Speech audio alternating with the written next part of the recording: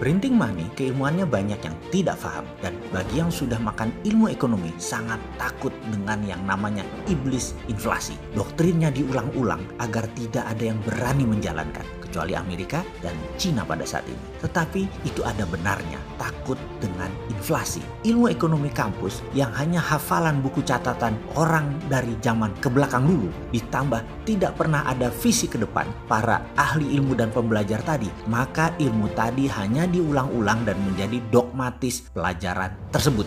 Bukan aplikatif, ya wajar saja jadi takut. Sebenarnya bukan takut, memang nggak tahu apa-apa akan dunia nyata ekonomi bernegara. Padahal dalam banyak catatan dunia, pemahaman bapak modern monetary theory Michael Hudson sejak tahun 70-an yang kemudian dianut oleh Cina di tahun 1989 merupakan cerita panjang bernegara dan membangun ekonomi tersebut berbasis MMT. Referensi Michael Hudson ada banyak. Salah satunya adalah bagaimana Jerman membangun ekonomi hanya kurang dari 15 tahun dari tahun 1919 yang merupakan beban berat Jerman kala itu yang kalah Perang Dunia Pertama, di mana Jerman bukan saja jadi miskin namun harus menanggung beban hutang biaya perang yang dibayarkan kepada negara-negara pemenang Perang Dunia Pertama waktu itu. Jerman membangun industrinya dengan printing money, dan di tahun 1936 Jerman ekspansi. Jerman menjadi negara kuat.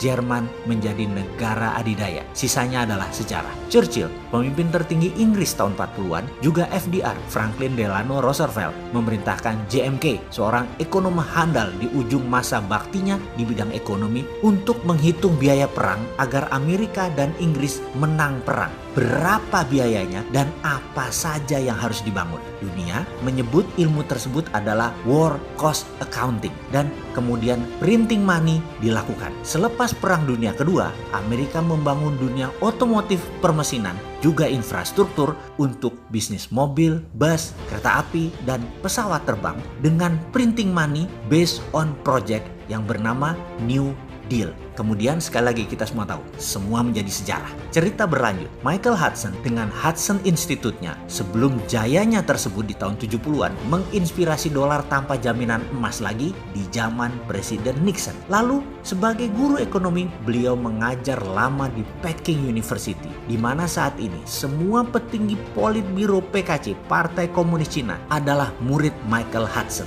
Sehingga ketika The New Tiananmen Papers Protocol dalam tanda petik dijalankan, renminbi menyalip dengan kencang ekonomi dunia hingga sekarang. Dengan berbagai cerita, berbagai sudut pandang, berbagai contoh, sudah mulai pahamkah maksud Bosman ini untuk memprovokasi masyarakat dengan serial video cara cerdas bernegara ini? Walau sering para cebonger kebakaran jenggot, karena si Sontoloyo ini sering menyindir kalimat, terutama yang disindir adalah 4L. Tetapi jujur, tidak ada kebencian sedikit pun terhadap bangsa dan negara ini. Hanya saja kita ingin maju dengan cepat, berdaulat, sehingga semua ilmu yang bisa membuat Indonesia berdaulat sampai ratusan episode ini hanya menjadi jejak sejarah bahwa kaum Sontoloyo serius ingin menjadikan Indonesia terdepan, di depan, melewati Cina, melewati Amerika. Kita punya segalanya untuk menjadi terdepan. Capek saya kalau baca berita, hutang lagi.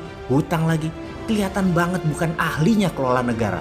Karena terjadi pengulangan. Mana visinya yang membuat Indonesia memimpin dengan visi out of the box-nya? Sekali lagi, karena kita punya apa yang mereka tidak punya. Karena itu kita bisa menjadi yang terdepan. Hanya mental, keberanian, dan knowledge saja yang perlu ditambahin. Pasti Indonesia berjaya. Saya nggak sabar nunggu 4 tahun lagi. Karena peristiwa saat ini, risetnya global ekonomi ala corona ini disebabkan oleh corona ini. Ini adalah moment of greatness-nya Indonesia.